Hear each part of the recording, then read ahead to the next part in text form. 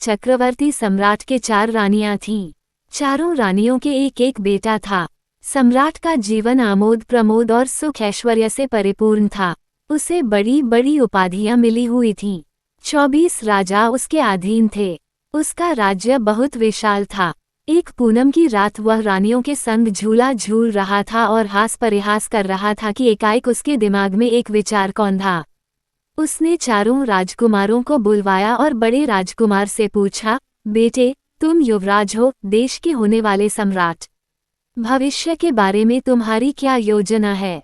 युवराज ने शिष्टता से उत्तर दिया, पिताजी, मैं प्रयास करूंगा कि आपके पदचिन्हों पर चलूं और आपकी तरह महान सम्राट बनूं। सम्राट ने दूसरे राजकुमार से भी वही प्रश्न पूछा, बेटे, तुम्हारी क्या योजना है? पिताजी, मैं राजनीतिज्ञ बनूंगा और युवराज को शासन में सहायता करूंगा। तीसरे राजकुमार से पूछा गया तो उसने कहा, मैं महान सेनापति बनूंगा और राज्य की रक्षा में युवराज की सहायता करूंगा। चौथे राजकुमार की बारी आई तो उसने उनसे भिन्न उत्तर दिया, पिताजी, आप चक्रवर्ती सम्राट हैं। 24 राजा आपके अधीन हैं। मैं आपसे भी श्रेष्ठ बनना चाहता हूँ।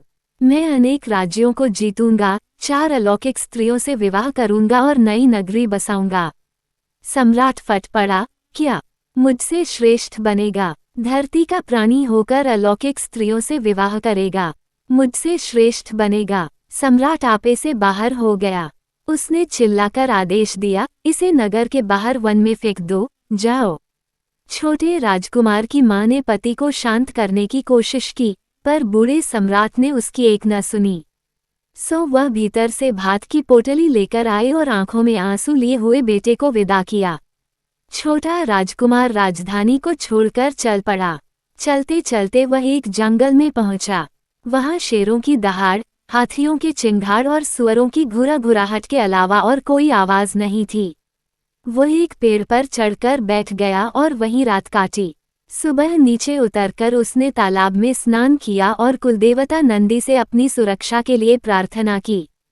प्रार्थना के बाद वह जंगल में घूम रहा था कि उसकी एक काले सांप पर नजर पड़ी। सांप एक मेढक के बिल्कुल पास पहुंच गया और उसे निगलने जा ही रहा था कि राजकुमार ने उसे छड़ी से भगा दिया। मेढक के प्राण बच गए। उसे आश्चर्य हुआ जब मेढक ने उसका आभार मानते हुए कहा, कभी आवश्यकता पड़े तो मुझे याद करना, और पानी में कूदकर गायब हो गया। फिर राजकुमार ने मां की दी पोटली में से थोड़ा भात खाया। उसके पश्चात सूरज डूबने तक वह जंगल में इधर उधर डोलता रहा। अंधेरा घिरने पर उसने दूर एक दिया जलते देखा। वह उस तरफ खींचा चला गया, जैसे मधुमक्खी फूल की तरफ खींची चली जाती है। थोड़ी देर बाद उसने खुद को एक झोंपड़ी के सामने पाया। वह जोर से बोला, कोई है? शीघ्र ही एक बुढ़िया बाहर आए और उसे भीतर ले गई। बोली, तुम थके हुए लगते हो, हाथ मुंह धो और विश्राम करो। बुढ़िया ने उससे पूछा कि वह वन में क्या कर रहा है। राजकुमार ने उसे सारी बात बताई और पूछा कि वह वन में अकेली क्यों रहती है। बुढ़िया ने कहा, मेरा नाम हंसिया दादी है। मेरी कहानी बहुत लंबी है। अभी तुम विश्राम करो, फिर कभी बताऊंगी। पर उत्सुक राजकुमार ने उसी समय उसकी आपबीती जानने की इच्छा प्रकट की। सो बुढ़िया उसे आपबीती सुनाने लगी। मैं एक महान ऋषि की बेटी हूँ। हो सकता है मैं ऐसी लगती न हूँ। मेरे पिता कठोर तप के लिए विख्यात थे, पर एक दिन वह वासना में अंधे हो गए और मेरी माँ के पीछे पड़ गए। माँ नहीं चाहती थी कि उसके पति वासना के आगे घुटने टेक दें और उनकी जीवन भर की तपस्या पर पानी फिर जाए। माँ ने उन्हें बहुत समझाया, पर पिताजी जैसे वासना में पागल हो गए थे। उन्होंने उससे बलात् सहवास किया और अपनी वासना को तृप्त किया। उस संयम भंग के फलस्वरूप मेरा जन्म हुआ, पाप जैसी कुरूप। मेरे जन्म के कुछ समय पश्चात पिताजी वन में फल लेने गए, उसी वन में जिसमें से होकर तुम अभी आए हो। वहां एक बाघ ने उनके चिथड़े चिथड़े कर दिए। कुछ दिन उपरांत मेरी माँ का भी देहांत हो गया।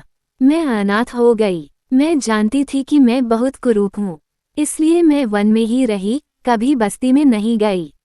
मेरा अधिकांश समय तप, ध्यान, संध्या और पूजा में बीतता था। कठोर तप से मुझे कई शक्तियाँ प्राप्त हुईं। कई अद्भुत बातें मैंने देखीं। कहने को और भी बहुत कुछ है, पर अभी रहने दो। रात बहुत हो गई है, जाओ, सो जाओ। राजकुमार उसके साथ रहने लगा। वो उसकी गायें चराने ले जाता था। बुढ़िया ने उस पर केवल एक रोक लगाई, गायों को लेकर कभी उत्तर दिशा में मत जाना। राजकुमार ने कहा, ठीक है, नहीं जाऊंगा। पर एक दिन वह अपने कुतूहल को रोक न सका। ऐसा उत्तर में क्या है जो उसे नहीं देखना चाहिए। वह गायों के झुंड को लेकर उत्तर की ओर चल पड़ा। उधर अनूठा दृश्य था। स्टफिक की सीढ़ियां और सोने की ईंटों से बना सुंदर स्नान कुंड देखकर वह चकित रह गया। कुंड में हरी, लाल, गुलाबी, नीली और पीली मछलियां किल्लोल कर रही थीं। कुंड के पास एक जामुन का पेड़ था। वह जामुन की छाया में बैठा ही था कि सहसा 4 अलौकिक स्त्रियां वहां प्रकट हुईं, मानो आकाश से उतरी हों। राजकुमार जामुन की ओट से उन्हें देखने लगा। पीतांबर कौशया साड़ियां उतारकर वे कुंड में कूदी और जल क्रीड़ाएं करने लगीं। जाने के संतः प्रेरणा से राजकुमार ने एक साड़ी उठाए और भाग खड़ा हुआ। वह साड़ी इंद्र की बेटी की थी। उसने राजकुमार को उसकी साड़ी उठाकर भागते देख लिया।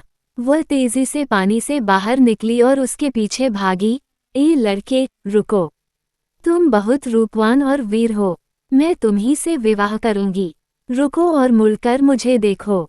राजकुमार को अपने कानों पर भरोसा नहीं हुआ। वह रुक गया। इंद्र की बेटी ने तुरंत उसके हाथ से साड़ी छीनी, उसे पत्थर में बदला और ओझल हो गई। राजकुमार सांझ को घर नहीं लौटा तो बुढ़िया को चिंता हुई। सो छड़ी और दिया लेकर वह उसे खोजने निकली। दक्षिण, पूर्व और पश्चिम दिशा में उसे उसका कोई चिन्ह नहीं मिला। वह समझ गई कि वह निश्चित ही उत्तर की ओर गया है। वह उत्तर में गई तो राजकुमार उसे चट्टान के रूप में धरती पर पड़ा मिला। बुढ़िया ने उस पर छड़ी से वार किया। पाषाण में प्राणों का संचार हुआ और राजकुमार उठ खड़ा हुआ। फिर कोई विपत्ति न आ जाए, अतः वे तेजी से घर की ओर चल पड़े। रास्ते में बुढ़िया ने उसे डांटा, मैंने तुमसे कहा नहीं था कि उत्तर में कभी मत जाना। हाँ दादी, तुमने कहा था, परंतु मुझे लगा कि यही वह स्थान है जहाँ मेरा मनोरथ पूर्ण होगा, इसलिए मुझसे रहा नहीं गया। सच तो यह है कि मैं उधर फिर जाना चाहता हूँ। अच्छी बात है, जाना चाहते हो तो जाना, पर कुछ बातों का ध्यान रखना। अपने साथ गायों को मत ले जाना और उन अलौकिक छोकरियों के रूप और मीठी बातों के भुलावे में मत आना। अगली बार साड़ी उठाओ तो भागकर सीधे घर आ जाना। शेष मैं संभाल लूंगी। अगले दिन सवेरे राजकुमार ने फटाफट पेट में कुछ डाला और घर से निकल गया। वह सीधे सुंदर कुंड के पास गया और जामुन के पेड़ के पीछे छुपकर बैठ गया। आज भी 4 अलौकिक स्त्रियां आईं और उसकी विस्फारित आंखों के सामने अपनी साड़ियां उतारने लगीं। वह चित्रलिखित सा उन्हें सर से पांव तक निहारता रहा। गोरा रंग, सांचे में ढली सुघड़ काया, कजरारी आंखें, चंद्रमा के समान मुखमंडल, नितंब तक लहराते काले बालों का निर्झर, पके खरबूजे के सदृश गोल स्तन। आह, कैसा सम्मोहक कुंवारा यौवन। साड़ियां और मोतियों के आभूषण धरती पर रखकर वे पानी में कूद गईं। राजकुमार लपककर छुपे हुए स्थान से बाहर आया और पलक झपकते कल वाली साड़ी उठाकर तेजी से भागा। इंद्र की बेटी विद्युत गति से पानी से निकलकर उसके पीछे भागी। उसने बहुत पुकारा, रोई, पर राजकुमार उसके झांसे में नहीं आया। वह सीधे झोपड़ी में गया और साड़ी हंसिया दादी को संभला दी। बुढ़िया ने अविलंब राजकुमार को बच्चा बनाया और पालने में सुला दिया। पालने में झुलाते हुए वह लोरी गाने लगी। माया की शक्ति से बुढ़िया ने साड़ी को बच्चे की जंघा में छुपा दिया। कुछ ही पलों में इंद्र की बेटी भी वहां आ गई। उसने बुढ़िया से हाँफते हुए पूछा, आपने किसी को इधर से जाते हुए देखा? एक युवक, नहीं, मैंने तो किसी को नहीं देख। मैं बहुत समय से यहीं बैठी हूँ।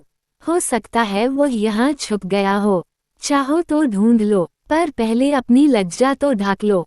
निर्वस्त्र घूमना अच्छी बात नहीं है। लो, ये सूती कपड़ा लपेट लो।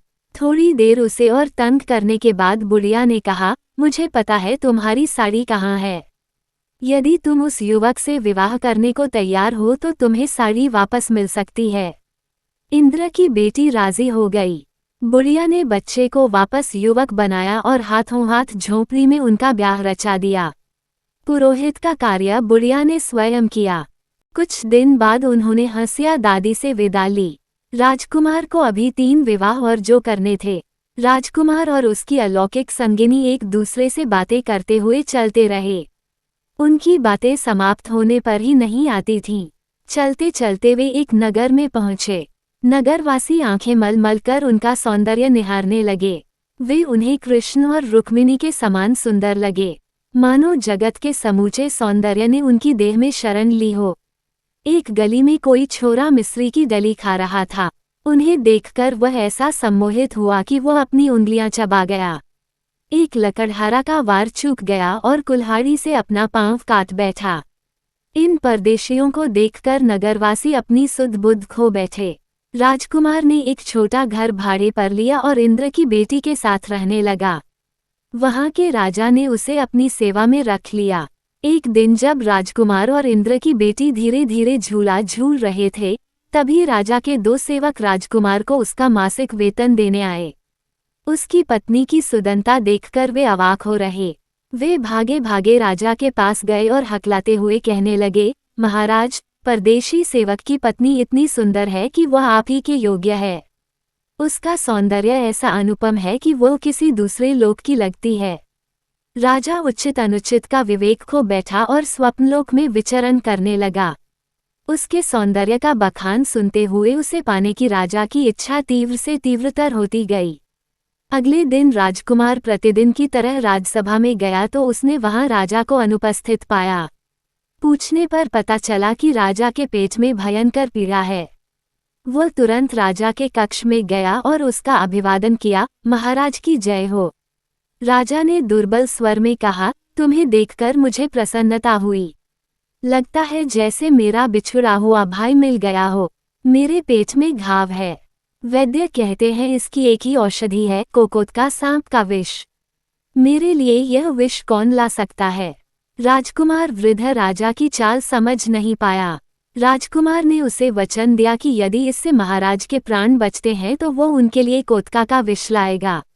वो ये सोचते हुए घर पहुंचा कि भयंकरतम सांप कोतका का विष उसे कहाँ मिलेगा। सोच में डूबा राजकुमार खाना पीना तक भूल गया। उसकी ऐसी दशा देखकर इंद्र की बेटी ने पूछा कि वो किन विचारों में खोया है। राजकुमार ने उसे राजा के रोग और उसके उपचार के बारे में बताया। इंद्र की बेटी ने तुरंत उसकी समस्या हल कर दी। उत्तर में जम्बूशिखर से थोड़ा आगे शेषाद्री पर्वत श्रृंखला है। उन पहाड़ियों में तांबला के पेड़ के नीचे तुम्हें सांपों का टीला मिलेगा। मैं पत्र लिख देती हूँ। वो पत्र तुम बाम्बी में डाल देना और प्रतीक्षा करना। राजकुमार ने खाना खाया और निश्चित होकर सो गया। सवेरे वह मुंह अंधेरे उठा और अपने अभियान पर निकल गया। रास्ते में उसने एक पेड़ पर मकड़ी का जाला देखा। उस जाले में एक भारनी कीड़ा फंसा हुआ तड़प रहा था। उसने सतर्कतापूर्वक भारनी को जाले से मुक्त किया और उसे मृत्यु से बचाया। वहां से वह शेषाद्री पहाड़ियों से सांपों के टीले पर गया और पत्नी का पत्र बाम्बी में डाल दिया। शीघ्र ही उसे भीतर कोलाहल सुन पड़ा। बाम्बी में से कई सांप बाहर आए और उसे भीतर ले गए। वे उसे नागराज के पास ले गए। वह पहुंचा तब नागराज उसी का लाया पत्र पढ़ रहा था। ओ पाताल लोक के नागराज, ये पत्र इंद्र की बेटी का है, जो तुम्हारी अपनी बेटी के समान है। पत्रवाहक मेरे पति हैं। भूलोक पर मेरी कोई संगिनी नहीं है। मेरे पति के साथ अपनी बेटी का विवाह करने का अनुग्रह करें और उसे उनके साथ भेज दें। मैं आपको विश्वास दिलाती हूँ कि हम दोनों एक दूसरे के साथ सुख से रहेंगी। साथ ही मेरे पति की एक और मांग पूरी करें। वह मांग वे स्वयं आपको बताएंगे। नागराज को राजकुमार देखने भालने में अच्छा लगा। उसने उसी दिन अपनी बेटी उसे ब्याह दी। अगले दिन उसने बेटी और जामाता को विदा कर दिया। नागराज के विश्वसनीय अनुचर उन्हें जम्बूद्वीप तक पहुंचा गए। कोकोतका के विष की शीशी नागराज ने राजकुमार को विदाई के समय दे दी थी। वे घर पहुंचे तो बचपन की सहेलियां एक दूसरे के गले मिलीं। अगले दिन राजकुमार भयंकर विष की शीशी राजा के पास ले गया। राजा ने सेवकों से अहाते में सावचेती से शीशी खोलने को कहा। शीशी का ढक्कन थोड़ा सा खुलते ही अहाते में खड़ी इमली का पेड़ सुलग उठा। देखते देखते पेड़ ने आग पकड़ ली और जलकर भस्म हो गया।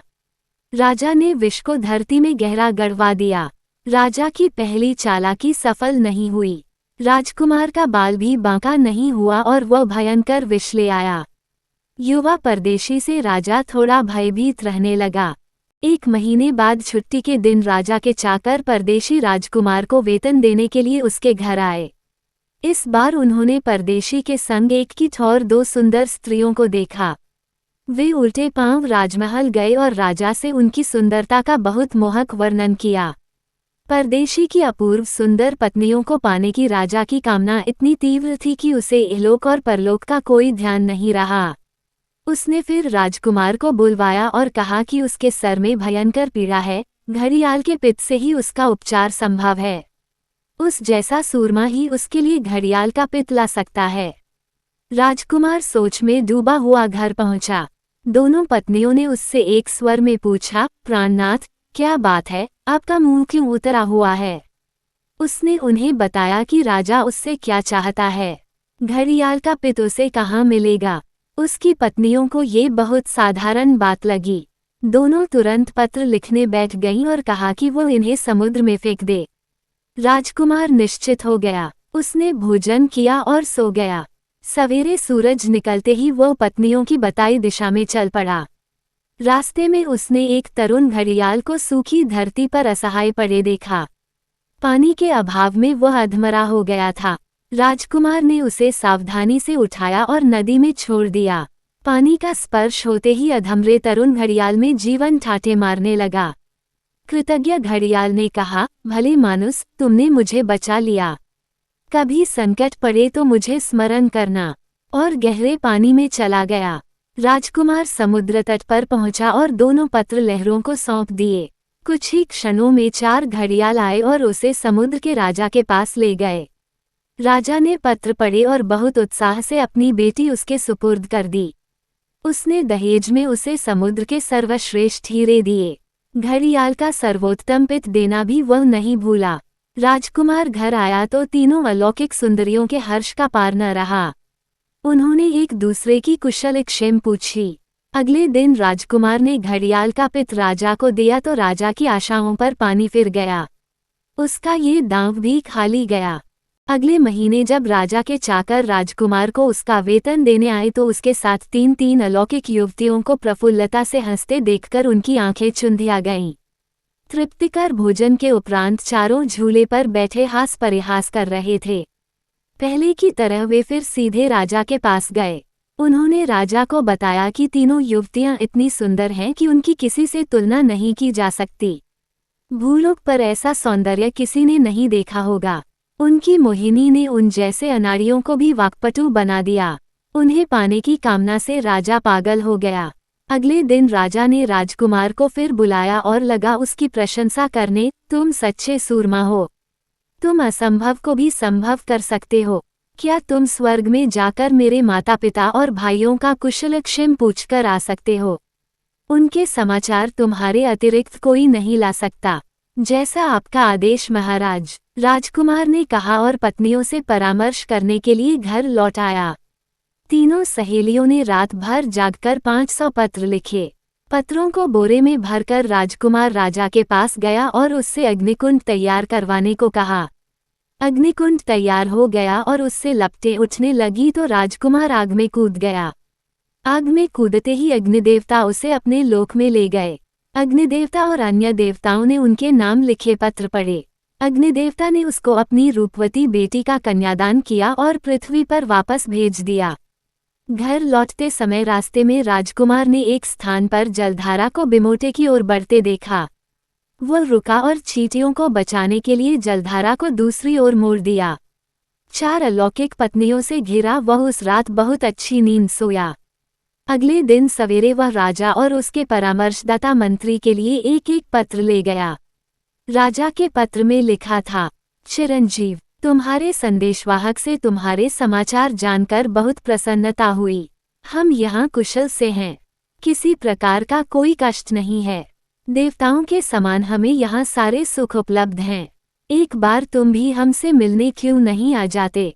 यदि चाहो तो तुम यहाँ सदा के लिए रुक सकते हो। जिस विधि से तुम्हारा संदेशवाहक आया, तुम भी आ सकते हो। दूसरी कोई विधि है भी नहीं। तुम्हारे आने की हम उत्सुकता से प्रतीक्षा करेंगे। तुम्हारा पिता। राजा और उसका धूर्त मंत्री पत्र पढ़कर रोमांचित हो गए। सदैव स्वर्ग जाने की कामना उनके रोम रोम में नृत्य करने लगी। राजा ने सूरज निकलने से पहले विशाल अग्निकुंड तैयार करने का आदेश दिया। बात की बात में ये समाचार घर घर में फैल गया। अग्निकुंड में कूदने के लिए पूरा नगर उमड़ पड़ा। प्रत्येक स्वर्ग में अपने संबंधियों से मिलने के लिए अधीर हो रहा था। राजकुमार ने उन्हें समझाया, मित्रों, थोड़ा धैर्य रखो। पहले महाराज और सम्माननीय मंत्री को जाने दो। भव्य वस्त्र पहने हुए राजा और मंत्री अपने परिजनों और अनुचरों सहित आग में कूद गए और देखते देखते आग में भस्मीभूत हो गए। राजकुमार ने ये कहकर लोगों को वापस भेजा, आंखें खोलकर देखो। धूर्त राजा और चरित्रहीन मंत्री मर गए हैं। यह आग तुम्हें स्वर्ग नहीं, यमलोक ले जाएगी। अपने अपने घर जाओ और सुख से रहो। राजा के कक्ष में राजकुमार को एक कागज मिला। उस कागज पर एक ब्राह्मण का नाम लिखा था। उसने तत्काल एक कुटिया में उस ब्राह्मण को खोज निकाला और उसे राजा का मुकुट पहना दिया। यद्यपि ब्राह्मण ने उसका भरसक प्रतिरोध किया, मैं एक दरिद्र ब्राह्मण हूँ और ऐसा ही रहना चाहता हूँ। मैं राज्य लेकर क्या करूँगा? इसका शासन तुम स्वयं संभालो। राजकुमार ने उसे समझाया, नहीं, ये सब आपका है। मेरा निवेदन है कि मैं भविष्य में कभी इधर आऊं तो आप मुझे आश्रय दें। और मुझे कुछ नहीं चाहिए। उस नगर को छोड़कर अपनी चारों पत्नियों के साथ वह जंगल में चला गया। वहां उनकी सहायता से उसने एक विशाल नगर बसाया। उधर उसके पिता को बहुत बुरे दिन देखने पड़े। चक्रवर्ती सम्राट अपने राज्य और संपत्ति से हाथ धो बैठा। यहाँ तक कि आजीविका के लिए उसे लकड़हारे का काम करना पड़ा। किसी धन के काम की तलाश में राजा और उसका परिवार यहाँ वहाँ भटकने लगा। भटकते भटकते एक दिन वे इस नई नगरी में आए। राजकुमार ने महल के झरोखे में से उन्हें नीचे गली में जाते देख लिया। उसने उन्हें अंदर बुलाया और सभी प्रकार की सुख सुविधाएं उपलब्ध कराईं। कुछ दिन पश्चात राजकुमार और उसके तीनों बड़े भाइयों ने आखेट पर जाने का निश्चय किया।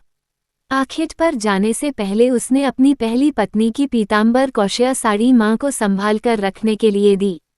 उसने मां को जोर देकर कहा कि वो इस साड़ी को दृष्टि से ओझल न होने दे और न ही इसे किसी को दे। इस समय राजकुमार की चारों पत्नियां नहा रही थीं। जाने कैसे उसकी पहली पत्नी को साड़ी के बारे में पता चल गया। उसने सास से अत्यंत मीठे स्वर में कहा, मां, वह नई वाली कौशया साड़ी तनिक दिखाओ ना। कैसी सुंदर है। आपकी आज्ञा हो तो एक दिन मैं पहन लूं। सास ने कहा, नहीं, यह मैं नहीं दे सकती। तुम्हारे पति ने इसे किसी को देने के लिए मना किया है। क्या? मुझे भी नहीं, बहू ने मुंह फुलाकर कहा। आखिर उसने सीधी सादी बुढ़िया को अपनी चिकनी चुपड़ी बातों से फुसला लिया और साड़ी ले ली। इसके पहले कि कोई कुछ समझ पाता, चारों अलौकिक सुंदरियों ने साड़ी में अपने को लपेटा और आकाश में उड़ चलीं। उनके साथ ही उनकी रची नगरी भी अलोप हो गई। नगरी की ठौर पुराना जंगल फिर प्रकट हो गया। बेचारी बुढ़िया रो पड़ी। उधर जंगल में शिकार को गए राजकुमार और उसके भाइयों को अचानक ऐसा लगा कि वे किसी अज्ञात प्राचीर से घिर गए हो या मानो जंगल सहसा और घना हो गया हो। भाइयों ने उससे पूछा, यह क्या हुआ? राजकुमार ने कहा, ये सब मां का किया धरा है। तलवारों से झाड़ियां और लताएं काटकर रास्ता बनाते हुए वे जैसे तैसे उस स्थान पर पहुंचे जहां उनकी निराश मां बैठी आंसू बहा रही थी। राजकुमार सबको उस राज्य में ले गया जहां अब ब्राह्मण का शासन था। उनकी सेवा का अवसर पाकर ब्राह्मण बहुत प्रसन्न हुआ। घरवालों को वहां छोड़कर राजकुमार अपनी चंचल पत्नियों की खोज में निकल पड़ा। देवलोक में कुछ दिन बाद ही राजकुमार की पत्नियों को उसकी याद सताने लगी। उन्हें उसकी छेड़छाड़ और क्रीड़ाएं याद आतीं।